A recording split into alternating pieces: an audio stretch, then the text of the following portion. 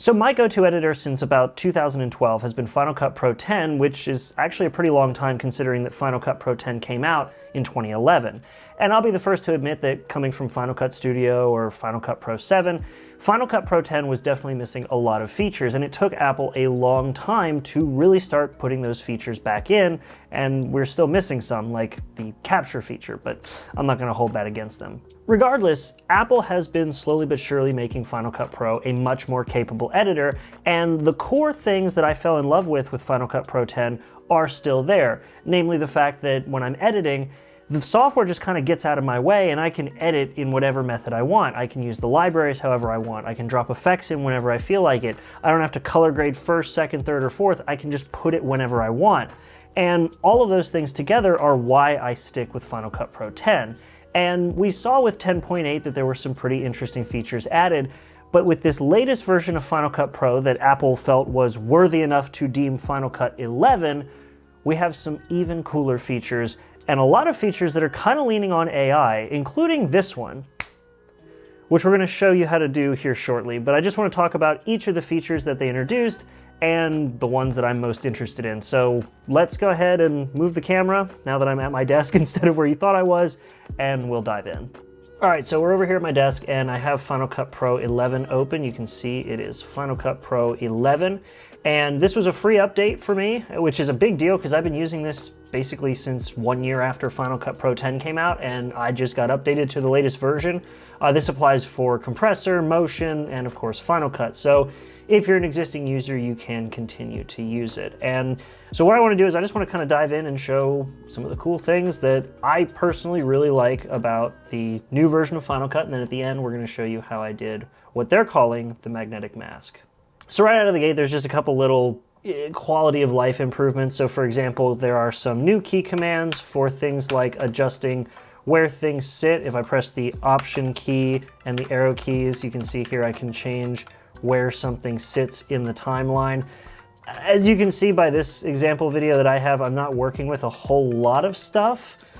These aren't really heavily stacked layers of things, but I could see how this could be useful for a lot of people because with Final Cut Pro not really having a dedicated audio level and video level where you have to keep videos above and you have to keep audio below, it's kind of possible to maybe add some stacks that you weren't expecting or to maybe mess some things up. So being able to not just quickly orient them with a key command, but to also be able to stack them in groups, which they show in the little announcement video, is super, super cool, and it's going to be really, really convenient for a lot of people who tend to work with a ton of layers. Outside of workflow optimization, Apple also added a feature for the handful of Vision Pro users out there who are also Final Cut editors, so I don't know, MKBHD basically, and this is the ability to modify some parameters for spatial video. You can see here I have a spatial video clip I dragged in. I can drop it here, and it's just a little clip of me walking around the apartment, kind of showing off stuff that ideally would give depth. I've tried these videos out on my Meta Quest, and they're kind of cool, but it's still kind of gimmicky. It's not the way Apple was saying where you have this like relived experience of a moment. It's just looks like a 3D video in virtual space. But you can see that now that I've dragged it in here, up here by the inspector, I have a stereoscopic adjuster. And this lets me change the convergence, which means like how much, I guess, the two camera views overlap. And so you can see I can kind of go like this, and if I hit switch I, it switches which side of the camera I'm looking through, which is kind of trippy. And I can kind of move these around. Because I'm working on a 2D screen, it doesn't really give me anything to really work with aside from seeing the video shift left to right. And of course, by switching the eyes, I can sort of see the different perspectives. And I can also see that one of the cameras is considerably lower quality and a slight greener tint to it, has a slightly greener tint to it than the other camera. That's kind of interesting. So, So like, I guess if you have a Vision Pro, the few of you that do, or a Meta Quest, or I guess any VR headset that can support third-party video sources, you can now edit the parameters of the spatial video you film which can be filmed on the 15 Pro, the 16, and the 16 Pro models of the iPhones. So not super useful to me. It's neat that it's there, but it's not something I'm really ever going to use because I don't have a Vision Pro, and it didn't really look that great on the Meta Quest, so I don't care. But what I do care about is one of the two big features that I'm most excited for, so we're going to talk about that now. This first one we're going to talk about is Transcribe to captions. So something I've been trying to do, and something my girlfriend's been pushing me to do, is to get some subtitles on my videos, not just in English, but in other languages. But the big thing is, and there's a little bit of a behind the scenes, I can't always just take my scripts and time them to the video, because I don't always do completely by the books script reading when I make my videos. In fact, this video right now isn't scripted. This is literally just me going through the points that I had listed out in my head, and that's it. So these are a nightmare to actually turn into a subtitled video because, well, I'm just gonna have to listen to every word I say and then write it down, and that's a pain in the ass. But now, Apple has added a feature that leverages the neural engine of these new Apple Silicon Macs and actually lets you transcribe the entire video as long as you select the correct audio sources. So let me show you how that works. So the video I have here is a perfect example of why it is a nightmare to do any sort of manual subtitling with my videos. So like I said, most of my videos have scripts and I don't read the scripts off 100%. This didn't have a script at all. This is my Mac Mini power button rant, and this was just me rattling off my thoughts off the top of my head and cutting it together into a video. Making this into a subtitled video would be an absolute nightmare. But now, with Transcribe to captions, all I have to do is drag down at the bottom over any place that there's dialogue, and make sure I don't select the end credits. And then I just right click on the timeline where I've selected and hit Transcribe to captions. And if I give it a second, it will actually throw this at the neural engine of the Mac Studio that I'm using right now. And so now that it's done processing, I can hit play and I have a subtitled video. You can see the subtitles in the viewer. You can see them down here on the timeline above everything. They are set perfectly, and I can tell whether or not they're set perfectly because if I go into index, I can see in captions where they are timed. And if something isn't spelled right or they say something wrong, I can double click them here on the timeline and I can modify them. I can modify the time, I can modify what words are in there, if something was said wrong or misspelled. So much control.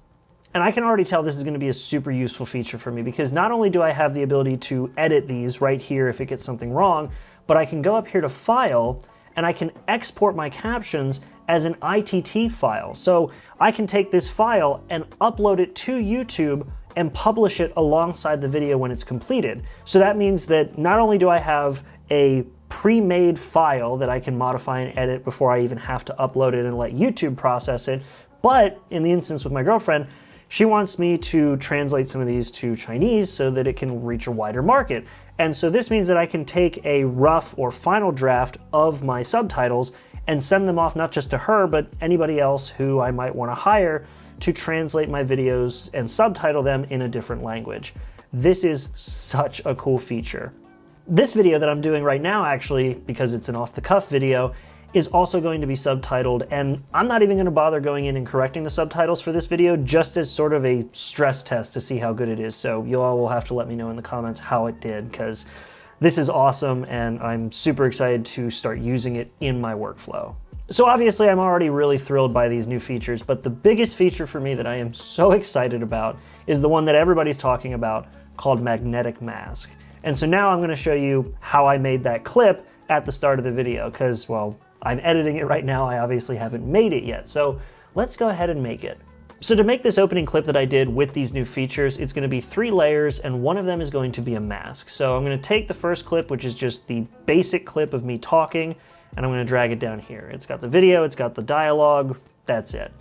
And then I'm going to take the clean plate of the couch I normally sit on, and I'm going to drag it down as well, and I'm going to line it up with right about where I snap my fingers, so roughly there. I can always clean that up later, that's not super important. Then after that, we're going to go ahead and select our bottom clip, and I'm going to hit Option, and drag the entire thing up to duplicate it, and I'm gonna put it on top of everything. I'm gonna put it on top of the base clip as well as my clean plate. I'm gonna let it go, and now we have a duplicate. We're gonna go ahead and drop the audio out of it and drag it back to just after the clean plate. So now with that out of the way, we have our 3 layers. We have the base layer, we have the clean plate, and we have the layer that's going to include our mask. So what we want to do is go over to our effects panel. We're going to go to masks and keying, and we're going to grab the magnetic mask and drag it up into the viewer. And you can see it starts highlighting me in red. So I'm going to go ahead and just drop it right here on my neck. It's got a pretty good idea of what it's doing. And now you can see we have a little teardropper, so I'm gonna go ahead and teardrop a couple areas it didn't seem to quite get.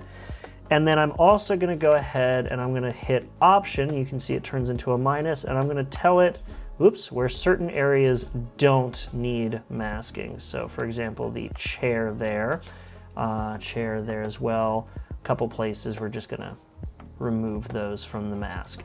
And now that we've got that, we're gonna go ahead and hit Analyze. And this is actually going to not super heavily leverage the neural engine, but more than we've seen with pretty much anything else up to this point. And it's going to essentially rotoscope me out of my own clip.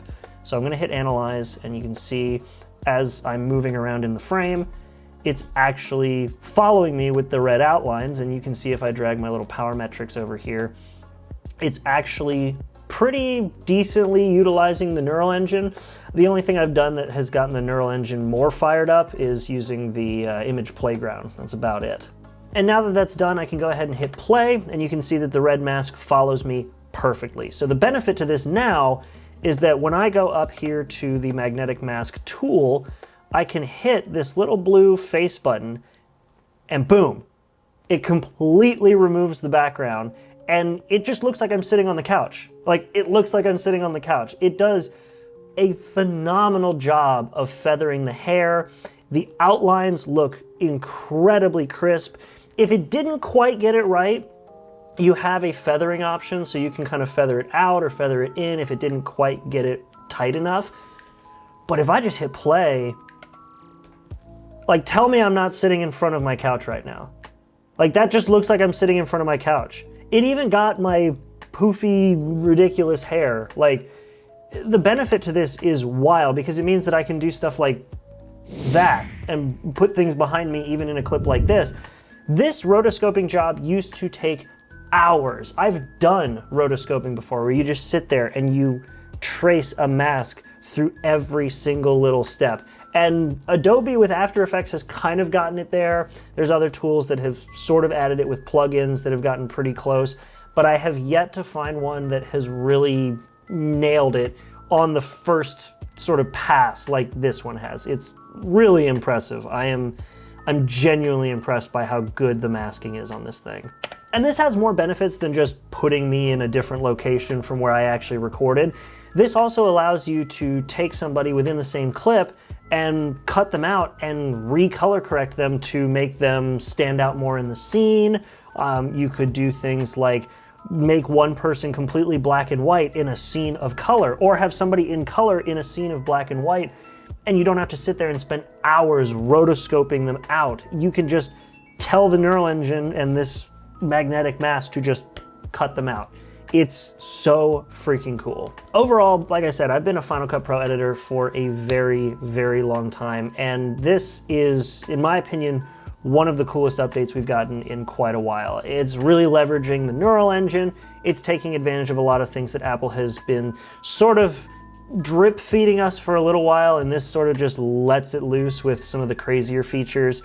We've already had a couple little things like the scene removal mask or the automatic color grading, which doesn't do too bad of a job, but I still prefer to color grade on my own. But this is a genuine time saver, because if I have to go in and change a few little things here and there on a mask, that is significantly better than spending hours building the mask myself and just walking it out with whatever movement I'm trying to get it to track. So kudos to Apple for this impressive update on Final Cut Pro 11. I have, just in one update now, changed so many things about my workflow that are going to be awesome. I can now do things with titles that I never thought I could do before without a ton of work. I can also now go and have subtitles on my videos, which is amazing. And of course, the general workflow optimizations are great. And then again, for the 5 spatial video recorders and 4 Vision Pro users, you can now edit some of the parameters of your spatial video. So there you go. Either way, this was just sort of a rundown of the things that I saw with Final Cut Pro 11 that I was super floored to be playing around with, and it didn't disappoint. So hopefully you all enjoyed this video. If you did, go ahead and leave a like, and if you want to see more videos like it, definitely make sure to subscribe. I've got a lot of stuff coming along, and this just happened to take precedence this time. So again, if you enjoyed, like, subscribe, the whole 9 yards. Leave some comments down below what you all think are some of the cool features with the new version of Final Cut, or are you a DaVinci user? I do color grading in DaVinci personally, but I will always be editing in Final Cut Pro. So that's it. Thanks for watching, and I will see you all in the next video. Make sure to be there, and have a good one.